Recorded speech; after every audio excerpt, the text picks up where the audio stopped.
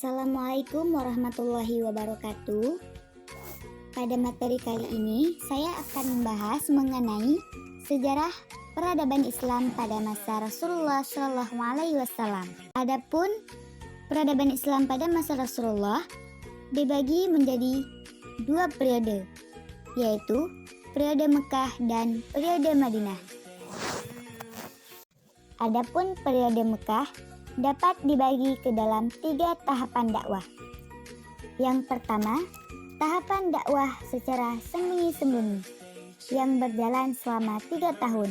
Pada awal mulanya, Rasulullah menampakkan Islam kepada orang yang paling dekat dengan beliau, yakni anggota keluarga dan sahabat karib beliau.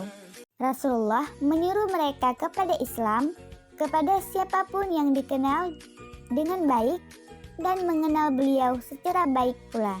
Dalam Islam, mereka disebut dengan as-sadiqunal awalun atau orang pertama yang masuk Islam. Mereka ialah sahabat Rasulullah Abu Bakar, pembantu Rasulullah Zaid bin Haitsah, Ummul Mukminin Khadijah binti Khuwailid, dan Ali bin Abi Thalib yang saat itu ia masih anak-anak dan hidup dalam asuhan Rasulullah. Tahapan kedua, dakwah secara terang-terangan. Adapun langkah pertama Rasulullah ialah dengan mengundang kerabat dekat beliau seperti Bani Hashim dan beberapa orang Bani Al-Muttalib bin Al-Manaf. Beliau menyuruh kaumnya kepada Allah dan berserah diri kepada Rabb-nya. Namun, dari sekian banyak yang datang, semua menentang Rasulullah.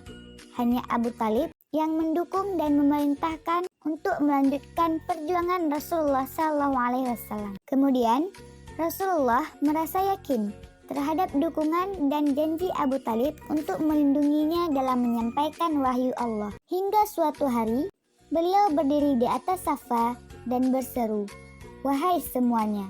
Maka semua orang berkumpul memenuhi seruan itu. Lalu beliau mengajak mereka kepada tauhid dan iman kepada risalah beliau, serta iman kepada hari akhir. Lalu seruan beliau semakin bergema ke seluruh Mekah, hingga kemudian turunlah ayat.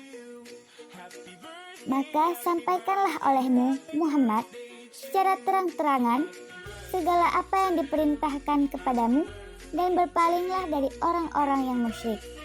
Quran Surah Al-Hijr ayat 94. Maka Rasulullah langsung bangkit menyerah berbagai khurafat dan kebohongan syirik dengan menyebutkan kedudukan berhala dan hakikatnya yang sama sekali tidak memiliki nilai.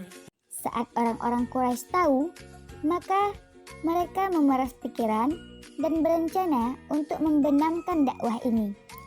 Adapun penghadangan suku Quraisy untuk dakwah Rasulullah ialah: yang pertama, menghina, mengejek, bahkan mengolok-olok serta menertawakan Rasulullah semasa menjalankan dakwah. Yang kedua, membangkitkan keraguan, menyebarkan anggapan-anggapan yang mengasingkan ajaran Rasulullah. Yang ketiga, melawan Al-Quran dengan cerita orang-orang dahulu dan menyebutkan bahwa manusia dengan cerita tersebut agar mereka meninggalkan Al-Quran. Yang keempat, menyodorkan beberapa bentuk penawaran, sehingga dengan penawaran itu mereka berusaha untuk mempertemukan Islam dengan jahiliyah di tengah jalan. Yang kelima, mereka melakukan berbagai macam tekanan dan penyiksaan terhadap pengikut Rasulullah. Dan yang terakhir, mereka melakukan pemboikotan secara menyeluruh terhadap pengikut-pengikut Rasulullah SAW. Yang ketiga, dakwah seruan umum atau dakwah di luar Mekah. Karena keadaan semakin mendesak dan tekanan-tekanan di mana-mana terhadap pengikutnya, Rasulullah memerintahkan agar kaumnya hijrah dan mendakwahkan Islam ke Habasyah. Pada bulan Rajab tahun kelima dari nubuah, sekelompok sahabat hijrah yang pertama kali ke Habasyah terdiri dari 12 orang laki-laki, 4 orang wanita yang dipimpin oleh Utsman bin Affan. Dari dakwah di Habasyah, banyak kejadian yang terjadi setelah Rasulullah menetapkan perintah kepada pengikutnya, mulai dari keislaman Umar bin Khattab dan Hamzah bin Abdul Muthalib yang membuat Islam semakin kuat hingga keadaan duka hati Rasulullah atas meninggalnya paman beliau Abu Talib dan istri beliau Khadijah binti Khalid terobati. Pada tahun ke-10 dari nubuah, Rasulullah SAW pergi ke Taif dengan berjalan kaki. Selanjutnya, periode Madinah. Di Madinah, Rasulullah membangun masyarakat baru. Adapun langkah pertama yang dilakukan Rasulullah ialah membangun masjid. Beliau turun langsung dalam pembangunan masjid, memindahkan bata dan bebatuan. Masjid tersebut bukan hanya sebagai tempat sholat, tetapi juga sebagai sekolah bagi orang-orang muslim untuk menerima pelajaran Islam dan bimbingan-bimbingan lainnya. Selain membangun masjid, beliau mempersatukan umat manusia seperti mempersatukan kaum muhajirin dan kaum ansar. Beliau mempersaudarakan kedua kaum tersebut agar saling tolong-menolong, saling mewarisi harta jika ada yang meninggal dunia di samping kerabatnya.